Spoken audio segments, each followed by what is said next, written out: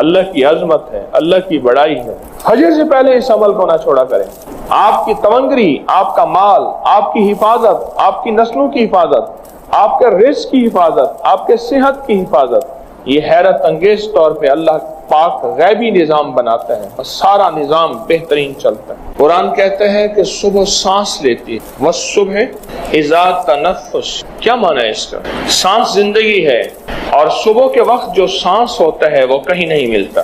ہمارے کراچی کے ایک دوست کہنے لگے میرے والد صاحب کو اچانک تکلیف ہوئی، ہسپتال لے جانے کے لیے میں باہر نکلا تو ایک ٹیکسی ملی، میں نے انہیں بٹھایا، بات چلی کہ وہ ٹیکسی ڈرائیور نہیں ہے، کراچی کا بہت بڑا مالدار آدمی ہے، اسے دل کے ڈاکٹروں نے بتایا ہے کہ اگر تو نے اپنا دل بچانا ہے، تو نے اپنا دل بچانا ہے، وَالصُّبْحِ تَنَفَّسْ، صبح کی سانسیں لے۔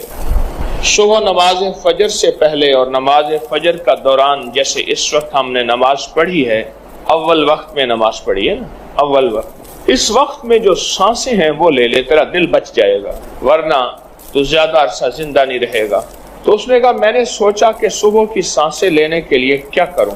میں نے اپنی سادہ پرانی سی گاڑی نکالی اور کراچی کی سڑکوں پہ پھرتا ہوں ٹیکسی ڈرائیور بن کے، جبکہ میں خود کراچی کا بہت بڑا رئیس ہوں، مالدار ہوں۔ وَالصُّبْحِ تَنَفَّسَ، یہی آیت ہے، اِذَا تَنَفَّسَ، ایک لفظ ہے، اس پہ آپ ذرا غور کیجئے گا۔ سانس ہے تو زندگی ہے، اگر یہ سانس نہیں تو زندگی نہیں۔ کیا یہ سچ ہے؟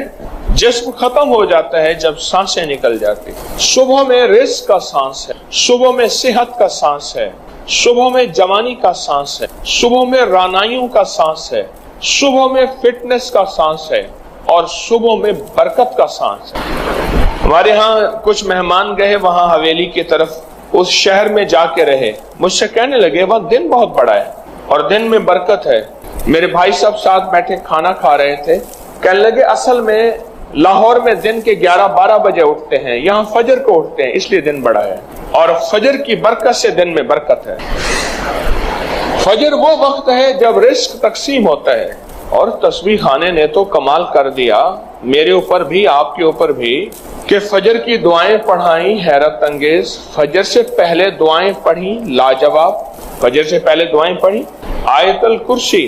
ایک صاحب مجھ سے کہنے لگے، یہ پروگرام میں انہوں نے ایک بات بتائی اور ویسے بھی کئی لوگوں نے بتایا اور میں نے آپ کو بارہا بتایا، جو رزق کی تونگری چاہتا ہے، رزق مال چاہتا ہے، جو رزق اور مال چاہتا ہے اور مال بھی بے بہا چاہتا ہے اور چاہتا بھی حلال ہے، یہ شرط ہے، حلال طیب طاہر، اور وہ کریم شہنشاہ اس بات پہ قادر ہے، دے تو حلال دے۔ تو وہ فجر سے پہلے آیت الکرسی پڑھے چند بار، نماز کی طرف جاتے ہوئے، آپ کا تسبیح خانہ نماز کی طرف جانا ہے، نماز کی طرف جاتے ہوئے چند بار آیت الکرسی پڑھے۔ مجھے کہنے لگے کہ رب نے میرے لیے برکت، وسعت، تونگری، دولت، عزت، مال کے حیرت انگیز دروازے کھولے اور بہت باکمال دروازے کھولے۔ رب نے میرے لیے برکت اور وسعت کے دروازے کھولے ہیں اس آیت الکرسی کی وجہ سے۔ اس میں ایک راز بتاتا ہوں، غور سے سمجھے گا۔ رات بھی آپ مجھے کہہ رہے تھے کہ ہمیں راز بتایا کریں، میں نے کہا جب سوتے ہو مجھے دکھ ہوتا ہے، پھر بات مختصر کر کے چلا جاتا ہوں۔ رات کو آفات اور بلائیں اترتی ہیں، غور سے نکتہ سنیے گا، آیت الکرسی کا راز سنیے گا۔ کوئی بھی عمل کر رہے ہیں، بیکار نہیں کر رہے آپ۔ افاسبتم انما خلقناکم عبثا، تم سمجھتے ہو کہ ہم نے تمہیں بیکار پیدا کر دیا؟ رات کو رحمتیں اترتی ہیں، آفات اترتی ہیں، آفات کا کچھ حصہ فجر تک رہتا ہے، رحمتوں کا حصہ فجر تک رہتا ہے۔ اگر وہ رحمتوں کا حصہ ہم لینا چاہتے ہیں، آفات بلیات جو رزق کو کھا جائیں، جو صحت کو کھا جائیں، جو تونگری کو کھا جائیں، جو راحت کو کھا جائیں، جو نسلوں کو کھوکھلا کر دیں، جو گھروں میں چین سکون ختم کر دیں، جو ہماری زندگی میں روگ بھر دیں، جو ہمیں اپنے فن اور سبجیکٹ سے دور کر کے فقیر غریب منگتا بھکاری کر دیں، وہ آفات، وہ بلیات، وہ آفات، وہ بلیات جب بندہ چند بار آیت الکرسی پڑھتا ہے، اللہ پاک جل شانہ اس سے حفاظت فرماتے ہیں، اور رحمتوں کا وہ حصہ جو بچ جاتا ہے اس کی شان کریمی سے اتنا زیادہ آتا ہے، وہ سارا حصہ اسے عطا کر دیتا ہے۔ اس لیے بندے کہتے ہیں کہ فجر سے پہلے ہم آیت الکرسی جب پڑھتے ہیں مسجد کی طرف جاتے ہوئے ہم تمنگر ہو جاتے ہیں، ہم مالدار ہو جاتے ہیں، ہم سخی بن جاتے ہیں، ہمارے لیے رزق وسعت کے دروازے کھل جاتے ہیں، برکت اور عافیت کے دروازے کھل جاتے ہیں۔ اس لیے کہتے ہیں صبح ایک سانس لیتی ہے، اور سانس زندگی ہے، سانس کے بغیر زندگی نہیں۔ وہ سانس رزق ہے، صحت کا ہے، برکت کا ہے، رحمت کا ہے، راحت کا ہے، عافیت کا ہے، اور اس میں آپ آیت الکرسی پڑھ لیتے ہیں۔ اور آیت الکرسی پڑھنے سے وہ طوفان، وہ بلائیں، وہ آفات، وہ بلیات، وہ پریشانیاں، وہ مسائل، وہ مشکلات اللہ کے نام کی برکت سے ٹل جاتی ہیں۔ ایک حصار، ایک حفاظت، ایک کڑا اور ایک طاقت کا نظام آپ کے ارد گرد آ جاتا ہے۔ یہ آیت الکرسی کا راز ہے۔ پھر اگلی بات، آیت الکرسی اسم اعظم ہے۔ آیت الکرسی اسم اعظم ہے۔ جو بھی اسم اعظم نماز فجر سنتوں اور فرضوں کے درمیان پڑھا جائے، آیت الکرسی کے عمل میں یہ بات شامل ہے کہ سنتے گھر میں پڑھیں، یہ عمل میں حصہ ہے۔ آپ چونکہ تسبیح خانے میں ہیں، آپ کے یہ دونوں عمل قبول ہیں۔ سنتیں پڑھ کے گھر میں اور چلتے ہوئے آپ آیت الکرسی پڑھیں۔ سنتوں اور فرضوں کے درمیان کا جو عمل ہے قبولیت کا عمل ہے، اس کی وجہ ہے عمل سے پہلے دعا قبول ہوتی ہے، عمل کے درمیان دعا قبول ہوتی ہے، عمل کے بعد دعا قبول ہوتی ہے۔ اب درجات ہیں، عمل سے پہلے دعا قبول ہوتی ہے، عمل کے درمیان دعا مقبول ہوتی ہے، عمل کے بعد دعا محبوب ہوتی ہے۔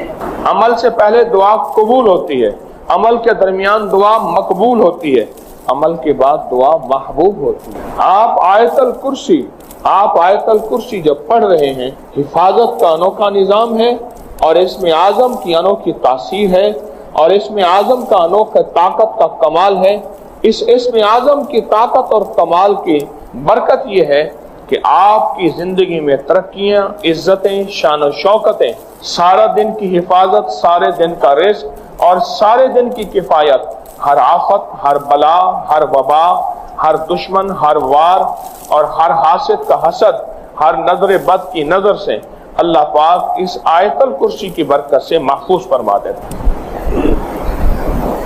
کیا نظام ہے انوکھا، کیا نظام ہے انوکھا۔ شیخ تقی الدین ابن دقیق العید رحمت اللہ علیہ بڑے بزرگ تھے، ہمیشہ چادر اوڑھ کے مسجد میں آتے تھے، جمعے کی نماز پہ آتے تھے۔ آج تک ان کا چہرہ کسی نے نہیں دیکھا تھا جب بھی جمعے پہ آتے تھے، باقی نمازوں میں نہیں آتے تھے، اپنی گھر کے قریب کی مسجد میں جماعت سے نماز پڑھتے تھے۔ آخری وقت میں فرمایا ایک راز ہے، بتا کے جانا چاہتا ہوں۔ وہ راز یہ ہے کہ میں نے سنا تھا جو امام سے پہل کرے گا، جو امام سے پہل کرے گا رکوع، سجدہ، قیام، کسی بھی چیز میں، اس کا چہرہ گدھے کا بنا دیا جائے گا قیامت کے دن۔ میں نے سوچا میں پہل کر کے دیکھوں تو صحیح، کیونکہ اللہ کے قریب تھا۔ قریب والوں کو پکڑ زیادہ ہوتی ہے کہ تم تو راز و نیاز جانتے تھے، تم بھی ایسا کرتے ہو۔ اللہ نے دنیا میں میرا چہرہ گدھے کا بنا دیا، دنیا میں میرا چہرہ گدھے کا بنا دیا۔ ساری عمر میں منہ ڈھانک کے آتا رہا، اور میں مرنے لگا ہوں، لوگوں سے کہہ رہا ہوں خیال کرنا امام سے پہل نہ کر۔ اور اللہ کا وعدہ سچا ہے، اللہ کا وعدہ حق ہے، میں اس کی نعمت بڑھا دیتا ہوں، اور میں نے دیکھا ہے اللہ نے اس کی نعمتوں کو بڑھا دیا ہے۔ ایک درویش تھے، ایک مسجد ہے کوبے والی، ان میں ان کی قبر ہے۔ کوئی زیادہ سال نہیں گزرے، زیادہ زیادہ 40-50 سال گزرے ہوں گے۔ وہ جب دنیا سے فوت ہو گئے تو ان کی دل کی دھڑکن بہت تیز تھی۔ دل زندہ ہے کہ نہیں، فوت ہو گیا۔ ڈاکٹر کو بلایا، اس نے کہا جی جسم سارا فوت ہو گیا ہے۔ اس نے کہا دل نہیں مرا۔ میں ان کی قبر پہ کبھی کبھار جایا کرتا ہوں، ایک مسجد کے ایک کونے میں ہے۔ وہ دل زندہ تھا، دھڑک رہا تھا۔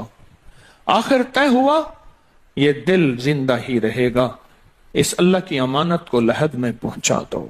وہ دل زندہ کیوں تھا؟ اس شخص کے، اس درویش کے کچھ معمولات ہیں، میں بتاتا ہوں۔ وہ کبھی وضو کا پانی ضائع نہیں کرتے تھے، وضو اہتمام سے کرتے تھے، تھوڑے پانی سے وضو کرتے تھے، مسواک استعمال کرتے تھے۔ وہ ہر وقت بندہ ذکر کرتا تھا، اور کبھی سورت ملک نہ پڑھی ہو اور سوئے ہوں، سورت ملک یاد کی، پھر یاد کی، پھر یاد کی، سورت ملک۔ اور کبھی اور درود پاک کا اہتمام کرتے تھے، لیکن پڑھتے کیسے تھے؟ آج ایک درود پاک پڑھنے کی ادا مجھ سے سیکھ لیں اور مجھے سکھا دیں، ہم سب سیکھنے والے ہیں۔ رسول اللہ صلی اللہ تعالی علیہ وسلم کا، میرے کملی والے کی اداؤں کا استحضار کرتے ہوئے، میرے حضور کی وفاؤں کا، میرے حضور کے احسانات کا، احسانات ساری کائنات کے جتنے بھی ہیں ان کے احسانات ہیں، میرے حضور کے جو احسانات ہیں ان سے بڑھ کے کوئی احسان نہیں۔ کسی نے امام زید سے پوچھا، جن کے نام پہ زیدی سادات ہیں، وہ ڈوب کے کچھ پڑھ رہے تھے، بہت ڈوبے ہوئے۔ کسی نے پوچھا کہ آقا کیا پڑھ رہے تھے؟ فرمایا درود پاک پڑھ رہا تھا۔ اور پوچھا کہ حضرت یہ ڈوب کے کیا؟ کہا اپنے بڑوں کے احسانات کا استحضار تھا کہ انہوں نے ہم پہ احسان کیا۔ امام زید کی ادائیں ہیں، استحضار ہو ساری کائنات کے احسانات، لیکن جو احسان میرے کملی والے کا ہے وہ کسی کا ہو نہیں سکتا، جو احسان میرے آقا کا ہے وہ کسی کا ہو نہیں سکتا۔ احسانات ہوں، اچھا پہلے تصور میں آئیں گے، پہلے زبان پہ، پھر تصور پہ، پھر توجہ پہ، اور پھر ایک وقت ایسا آئے گا، ایسا محسوس ہوگا کہ میرا حضور ہے، ان کے ہاتھ مبارک ہیں، حوض کوثر کا پیالہ ہے، وہ مجھے دے رہے ہیں، میں پی رہا ہوں، اور اس کا ذائقہ میری زندگی میں کبھی جائے گا ہی نہیں۔ ایسا ہوتا ہے، جن کے ساتھ یہ بیتی ہے بات، ایسا ہوتا ہے، اور 100% ہوتا ہے، اور 100% ہوتا ہے، ایسا ہوتا ہے۔ مشق کرتے کرتے آپ اس مقام تک پہنچ جائیں گے، مشق کرتے کرتے اس مقام تک پہنچ جائیں گے، خود محسوس ہوگا اور جاگتی آنکھوں سے محسوس ہوگا۔ اور مشق کرنی ہے حضور کے احسانات کو سامنے رکھ کے، ایک تسبیح تو درود پاک پڑھ لیا کریں زندگی میں، روز ایک، چاہے زندگی یعنی دن میں کسی وقت بھی صبح شام پڑھ لیں بہتر ہے، ورنہ ایک تسبیح ایسی جس میں حضور کے احسانات ہوں کہ یا رسول اللہ آپ کی برکت سے آج میری پیشانی سجدوں میں ہے، یا رسول اللہ آپ کی برکت سے آج میں آپ سے مانگنے والا، آپ کے رب سے مانگنے والا ہوں اور اس کے غیر سے مانگنے والا نہیں ہوں، یا رسول اللہ آپ کی برکت سے میں قرآن کا حامل ہوں، سجدوں کا حامل ہوں، نماز کا حامل ہوں، اور آپ کی برکت سے یہ ملا مجھے نیکیاں، یہ عبادتیں، یہ سعادتیں، یہ راحتیں، یہ رحمتیں، یہ برکتیں، یہ خیریں ملی، یا رسول اللہ آپ کی برکت سے۔ ایک تسبیح ایسی ہو جس میں میرے آقا کے احسانات کا سخت ترین تصور ہو، سخت ترین خیال ہو اور سخت ترین استحضار، ایک تسبیح ایسی ہو۔ اچھا پہلے یہ تصور میں بات آئے گی، پھر تصور بڑھتا چلا جائے گا، پھر یہ تصور ترقی کی راہیں اختیار کرے گا، پھر یہ ترقی اور آگے بڑھے گی، بڑھتے بڑھتے ایک وقت ایسا آئے گا کہ احساس ہوگا کہ حضور سامنے تشریف فرما ہے اور میں آقا کے قدموں میں بیٹھا ہوں۔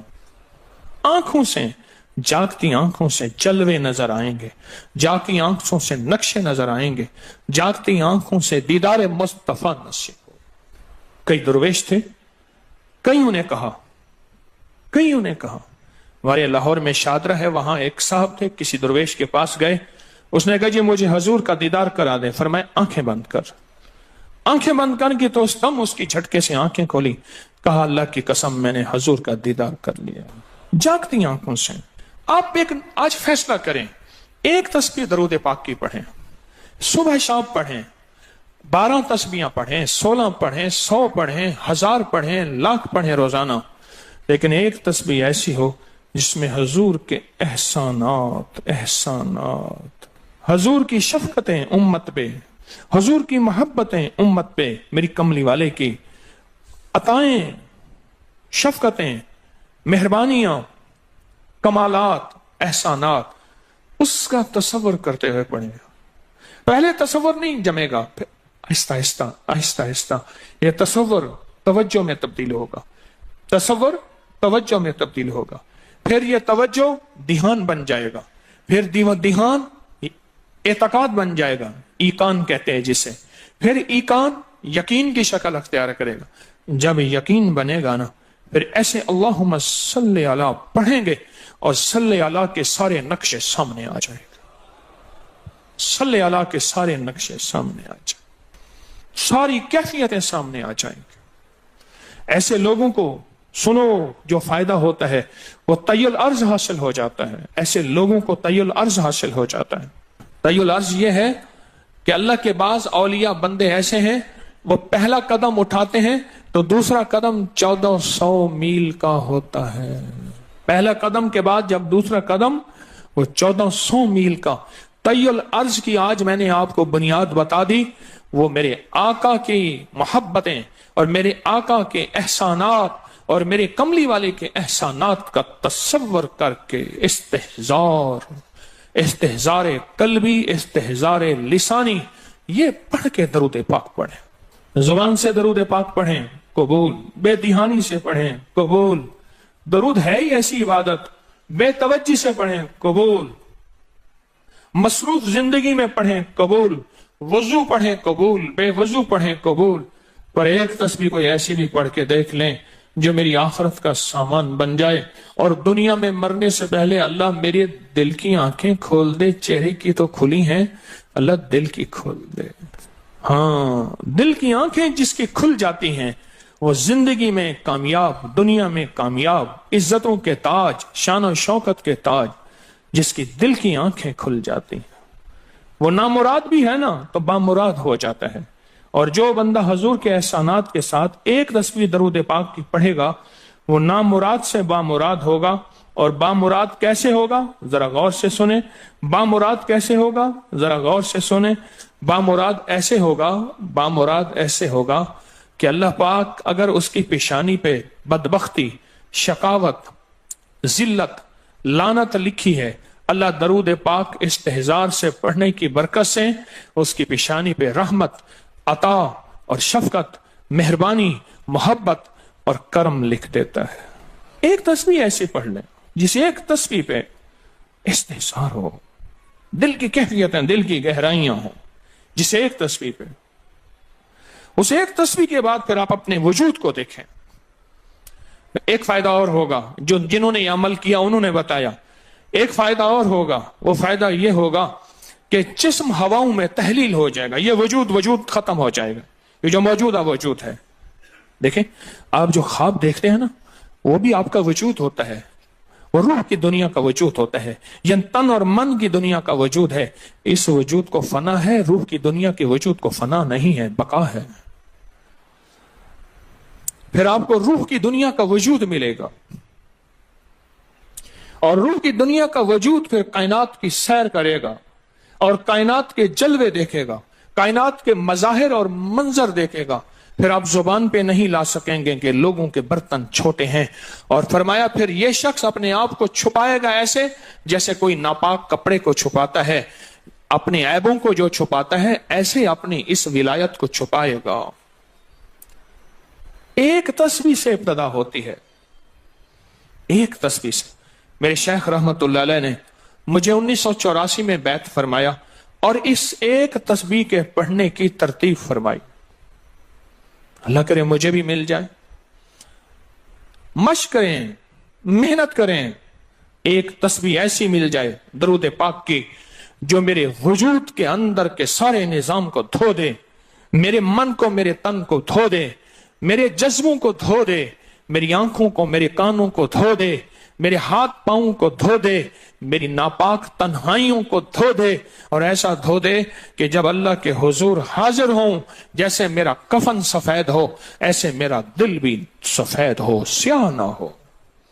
یہ ایک تسبیح میری زندگی میں، ایک تسبیح ایسی ہو میرے حضور کا احسان کر، آپ کے احسانات۔ اللہم صلی علی محمد و آل محمد، اللہم صلی علی محمد کما تحب و ترضى له، اللہم صلی علی محمد بعدد کل داء و دواء وبارک وسلم۔ کوئی بھی درود، مسنون درود ہے، اسے پڑھیں، ایک تسبیح پڑھیں، پر پڑھیں ایسے۔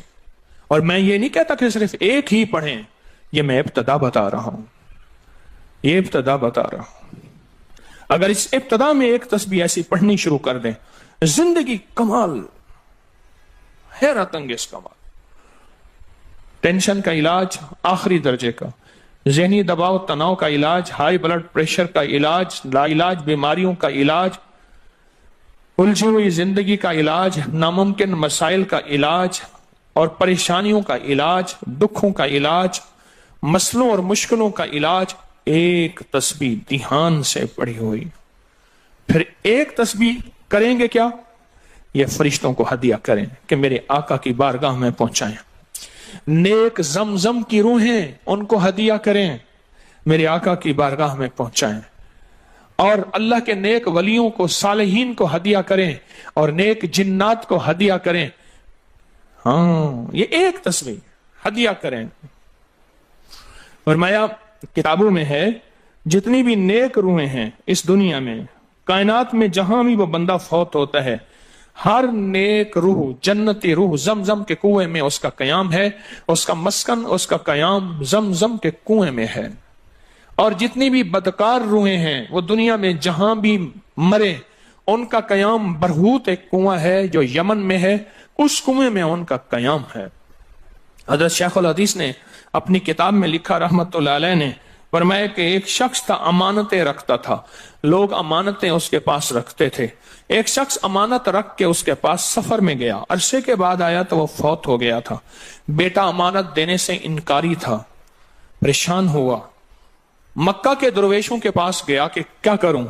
फरमाया रात के आखिरी पहर में जमजम के कुएं पे जा और आवाज दे उस शख्स को जो अमानतें रखता था, तुझे पहली आवाज में जवाब देगा और तुझे बताएगा कि तेरी अमानत कहां है। रात के आखिरी पहर में गया, सलाम किया, उस शख्स को आवाज दी, आवाज ना आई, फिर आवाज दी, जवाब ना आया, फिर 3 बार, आखिर वापस आया। सुबह दरवेशों के पास फिर गया, कहने लगे इन्ना लिल्लाहि व इन्ना इलैहि राजिऊन। लगता ऐसे है कि वो जमजम के कुएं की रूह नहीं है, लगता है किसी खता की वजह से किसी पकड़ में है। जाओ यमन में बरहूत के कुएं पे, वहां जाके आवाज दो।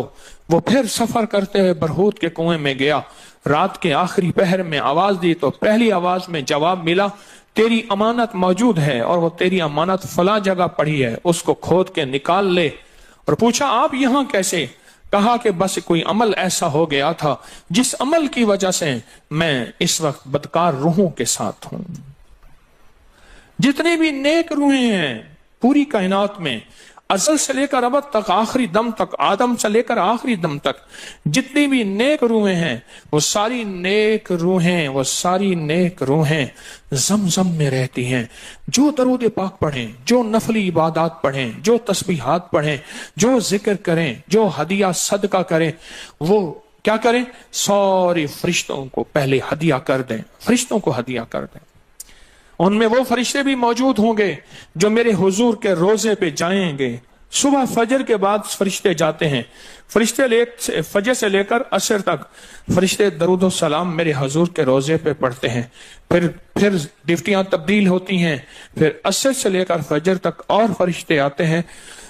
और यहां तक रिवायात में आता है कि जो आज फरिश्तों की जिम्मेदारी लगी है, खिदमत लगी है, फिर वो क़यामत तक उनकी खिदमत फिर नहीं आएगी और वो पछताते रहेंगे। इतने फरिश्ते अल्लाह ने बनाए हैं। जो भी दरूद पाक पढ़ें और उसके अलावा इबादत जितनी भी करें, वो सारी इबादत फरिश्तों को हदिया करें। वो सारी इबादत नेक रूहों को हदिया करें जो जमजम के कुएं में रहती हैं, और सारी इबादत फरिश्तों को, रूहों को और जिन्नात को हदिया करें। और उनसे कहें कि अल्लाह से दुआ करें, अल्लाह मेरे ये काम बना दे। फिर काम बनते देखें, फिर मसाइल हल होते देखें, फिर नाकामियां खत्म होते देखें, फिर हालात को इंशाअल्लाह संवरता देखें, संवरता देखें, संवरता देखें। बहुत मैंने ताकतवर वजीफा, बहुत ताकतवर अमल और बहुत ताकतवर एक कुंजी और एक राज दे दिया आपको। बहुत अजब अमल है, बहुत ताकतवर और बहुत हैरत अंगेज अमल है, जो मेरा नहीं सदियों से आजमूदा है, सदियों से आजमूदा है। अल्लाह के दोस्त इसको करते चले आए हैं और अल्लाह के दोस्तों का आजमूदा अमल है बहुत ज्यादा, बहुत ज्यादा। पर एक तस्बीह ऐसी हो जो तवज्जो से, जो एहसानात का तसव्वुर करके, جو میرے کملی والے کے احسانات کا تصور کر کے احسانات کا تصور کر کے کوئی ایک تسبیح ایسی ہو ڈوب کے، یا اللہ دنیا میں ایسی جگہ کوئی کہیں ہوتی، یا اللہ دنیا میں ایسی جگہ کوئی کہیں ہوتی، اکیلے بیٹھے رہتے یاد تیری دل نشیں ہوتی۔ کوئی ایسی جگہ ڈھونڈ لیں، نہیں ملتی کوئی ضروری نہیں اپنے دل کو تنہائیوں میں لے ہیں۔ وہ کیسے؟ دنیا کے مشغلوں میں ہم باخدا رہے، دنیا کے مشغلوں میں ہم باخدا رہے، سب کے ساتھ رہتے ہوئے سب سے جدا رہے، سب کے ساتھ رہتے ہوئے سب سے جدا رہے۔ کوئی لمحہ ایسا اپنے آپ کو تنہا کر لیں، کوئی لمحہ ایسا اپنے آپ کو فارغ کر لیں، کوئی لمحہ ایسا اپنے آپ کو تنہائی میں بٹھا کے نا ایک تسبیح درود پاک کی، اور تسبیح نہیں ہے یہ انگلیوں کے نشان تسبیحیں ہیں۔ یہ پھر تسبیح بھی جہاں گواہی دے گی وہاں قیامت کے دن یہ انگلیاں بھی گواہی دیں گی۔ پھر یہ تسبیح ہدیہ کریں، فرشتے ٹوٹ پڑتے ہیں اس درود پاک کے ہدیے پہ۔ کیوں؟ ان کی غذا ہی نور ہے اور درود نور ہے، ان کی غذا ہی نور ہے اور درود نور ہے، ان کی غذا ہی یہی برکت ہے اور درود برکت ہے، ان کی غذا ہی خوشبو ہے اور درود خوشبو ہے، ان کی غذا بھی یہی ہے۔ ایک تسبیح ایسی ہو جس پہ آپ دیوانے ہو جائیں۔ یہاں تک کہ بعض مشاہدات میں یہاں تک کہتے ہیں، دیکھنے والے اہل نظر کہتے ہیں کہ ایک تسبیح جو دھیان والی پڑھی اور فرشتوں کو مسلسل ہدیہ کیا، روحوں کو ہدیہ کیا اور جنات کو ہدیہ کیا، تو کچھ ہی عرصے میں فرشتے جاگتی آنکھوں سے نظر آنا شروع ہو جاتے ہیں اور روحیں خواب میں آ کے شکریہ ادا کرتی ہیں، اور جنات جاگتی آنکھوں سے، جنات دیکھیں اللہ نے جنات کو اوجھل کر دیا، پردے دے دیے، روحوں کے سامنے پردے دے دیے، فرشتوں کے سامنے پردے دے دیے۔ فرشتے ہیں، میری آنکھ نہیں دیکھ سکتی، ارواح کا نظام، روحوں کا نظام ہے، میری آنکھ نہیں دیکھ سکتی، جنات کا نظام ہے، میری آنکھ نہیں دیکھ سکتی۔ اللہ پاک پھر پردے ہٹا دیتے ہیں، رخ سے پردے ہٹے، رخ سے پردے ہٹے، تور جلنے لگا، میرے ساقی کا مجھ پہ کرم ہو گیا، میرے ساقی کا مجھ پہ کرم ہو گیا۔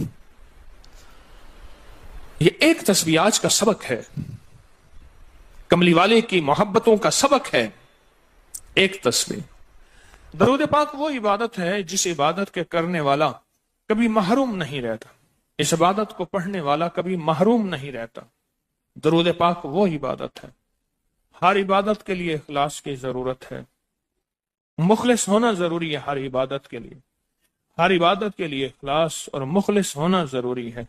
لیکن درود وہ عبادت ہے جس کے لیے مخلص ہونا بھی ضروری نہیں۔ اگر کوئی بندہ دکھاوے کی نیت سے درود پڑھتا ہے تب بھی قبول ہے، قبول ہے، قبول۔ لیکن مومن کبھی دکھاوے کی نیت سے پڑھ ہی نہیں سکتا۔ مومن کے اندر تو للہیت اور اخلاص ہوتا ہے اور اللہ کی رضا ہوتی ہے۔ مومن کبھی دکھاوے کی نیت سے درود نہیں پڑھتا۔